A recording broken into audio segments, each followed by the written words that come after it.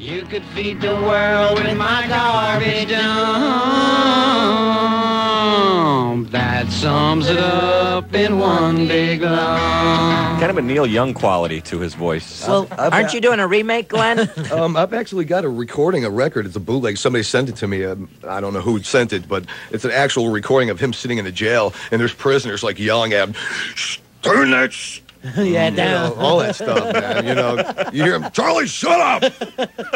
Shut up! We're trying to sleep, Now Charlie. he's got one guy in the background, I'm going to break that thing! Did you see his last interview? They got hold on me. Yeah, talking about his babes. They went and got hold on me. I think the last interview he did kind of, I think that's, for some reason, for the first time, I actually seen through that guy. Yeah. In that last interview, I actually seen through him, through his eyes. There was, for a second there, he showed weakness behind his insanity, man. Yeah. He, Speaking about the women themselves, I think that particular, that interview there, speaking about the women, when he was confronted about what the women were saying about him, I think for a second. You think he's folding? He's buckling? oh, women can always bring you down. I don't care who you are, Ronnie. Even Manson. Look at Mike Tyson. I don't think anybody wants to spend their life in prison, man, die in that place. I don't think. Although anybody he would acts want like that. you're doing him a favor putting him behind bars. Well, he has to get out every year, though.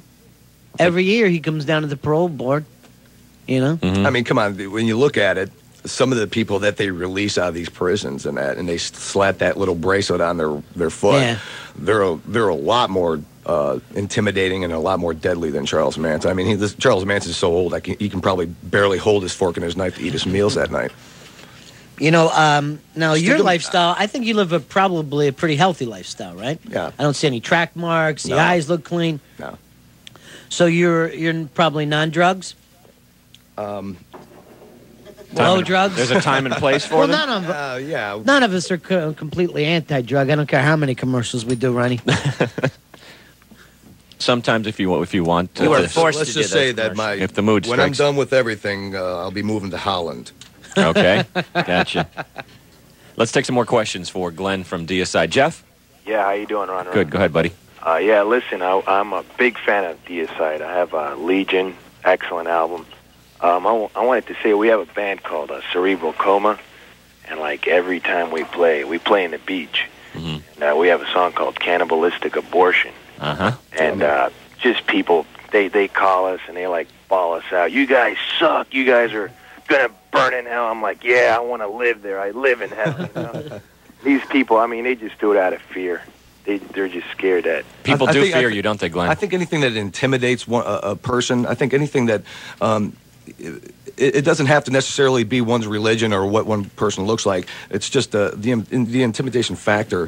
When somebody finds something intimidating, like music, where you've got vocals like that and the music's strong and brutal, it intimidates people because they can't understand what they're listening to. And when somebody can't understand something, it intimidates them. And somebody sees you for the first time, they're going to be intimidated with your look, the tattoos, the upside-down cross on the forehead. That is an intimidating look to most people. What happens when you go to the grocery store?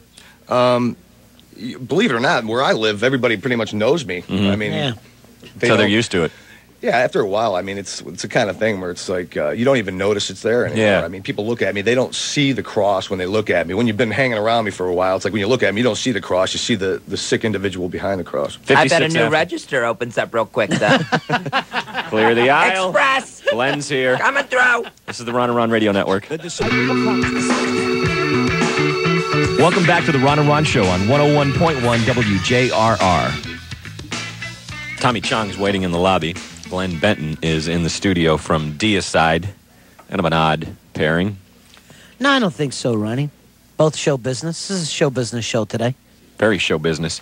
And then Corey Feldman later. And, of course, the Wrestling Summit that I'm really looking forward to put this fight, this crap behind us already. It looks like when you look at this, Benton, Chong, Feldman, and Perez, it looks like the four horsemen of the apocalypse. I think that's a law firm we use. A minute after, Glenn, you say you travel with bodyguards a lot of times because of the death threats and the hate mail and just the hassles, the daily hassles you have to go through. Really, only in Europe, man, we need bodyguards because in Why in Europe? well, not necessarily all of Europe, just in England. England's just full of fanatics, man. Yeah. I mean, in England, walking down the street, if your T-shirt offends another person, you could be arrested.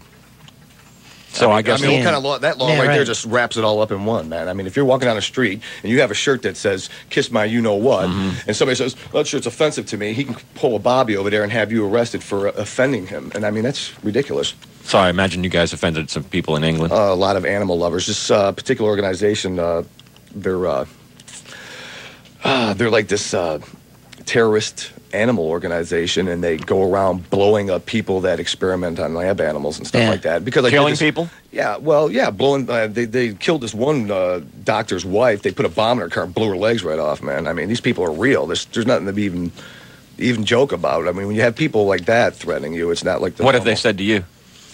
I've had like faxes sent from them telling me that they were going to kill me and everything else, extinguish my life, and it's really, I mean, it's so stupid, it's absurd, man. You can't even believe it. I laugh at them.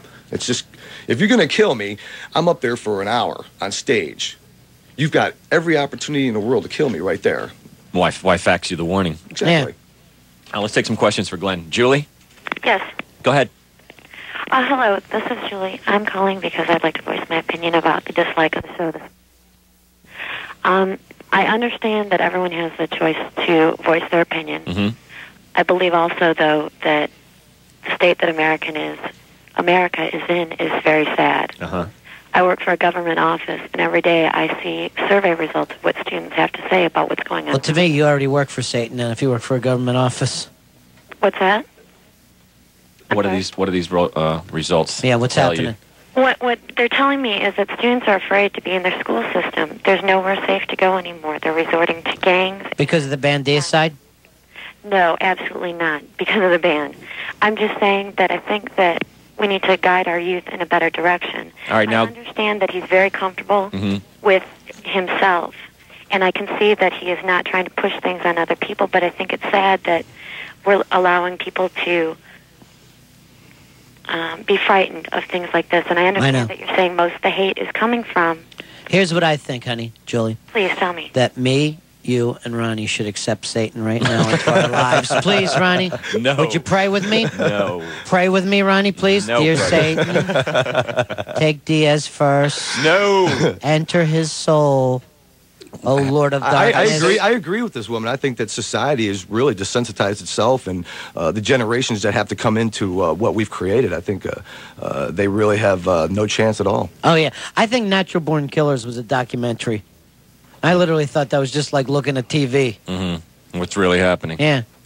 But Glenn, you basically, are you warning people that something's coming, the end is coming, evil is here? I don't ever tell anybody to do what I'm doing or to, I mean, if anything, to see people like, mark themselves and stuff like that, like I do myself or whatever. I mean, it kind of bothers me that that somebody would be that impressionable. Well, not so much impressionable, but so uninformed. Well, I'm looking for the word here is, can't find his own way through life. Right. You know what I'm saying? And that stuff bothers me. When He somebody needs can't- role models. Yeah, when people use me for a role model, I mean, come on, man. I mean, you need to get a job and step on into your own life, man. Don't follow the followers, man. How do Be your a follower. parents react to your satanic beliefs? Every once in a while, my mom, she'll come up to me, "Why are you maiming yourself?" and slap me in the back of the head.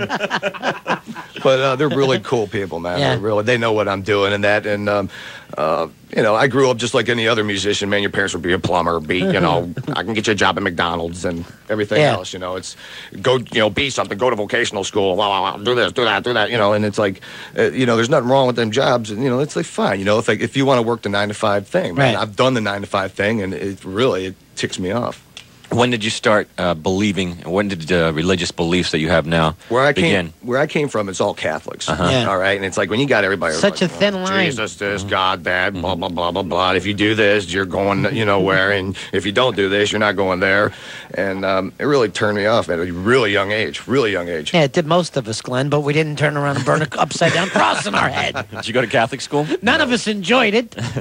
No, I was forced. I think I was just like any other kid, It's like grandma wakes up on Sunday morning and she has a really large Hemi hanging out, and she wants to take you to church and have some place to stuff this thing back in. And I don't. I couldn't even tolerate it, man. I mean, it's just one of those kind of things where I think if you want to lead a better life, I think doing it from inside yourself is going to be the first place to take it. Not sitting around with a bunch of other losers, man. They've got to really, usually people go to church for usually one thing, man. That's to ask something or get your life going back. You're asking something of him. You're not doing anything for him. You're just asking of him. And I can't believe in a religion where all you do is ask.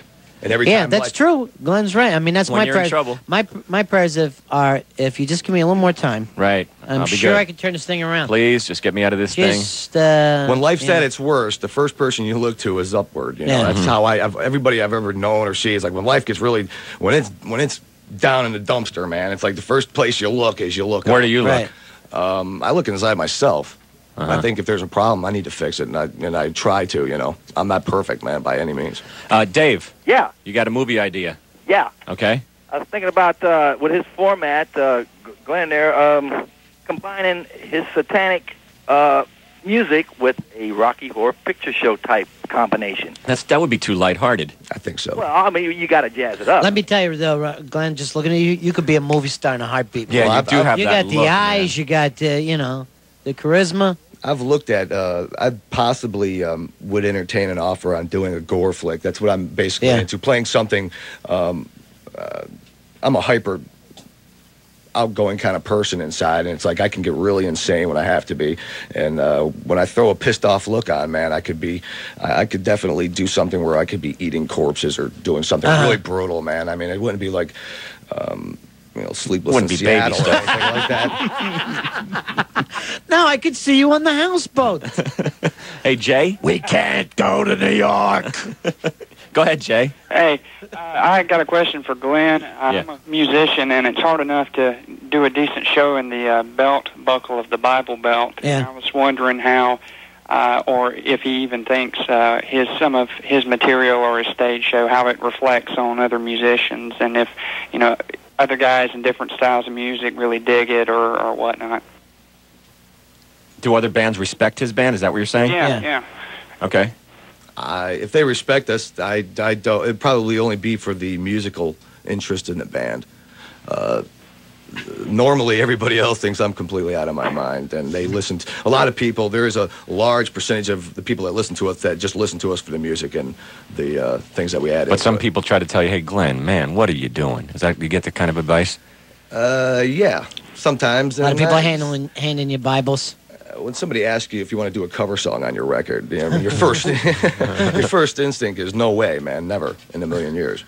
And as far as the other bands in the area, we started out playing a place called the Sunset Club, and the first time we played the place, everything went smooth. I think we made like $50. All right. The second time we played there, we didn't make anything. Third time we played there, we brought a mannequin completely stuffed with cow stomach, beef livers. I mean, this thing was completely full of organs from the local butcher shop. And when we got done with that place, there wasn't a ceiling fan in the place. There wasn't a chair left in the place. Every table was smashed. The PA system was completely covered. And somebody actually thought that this mannequin that we disassembled on stage was actually an actual person, and the sheriff's department showed up the next day and tested this meat to see if it who it belonged to. And that's why when we did things like that, I always kept my receipts for the butcher store. Because, it's always, it's crazy. 10 after, we got to do a break. This is the Ron and Ron Radio Network.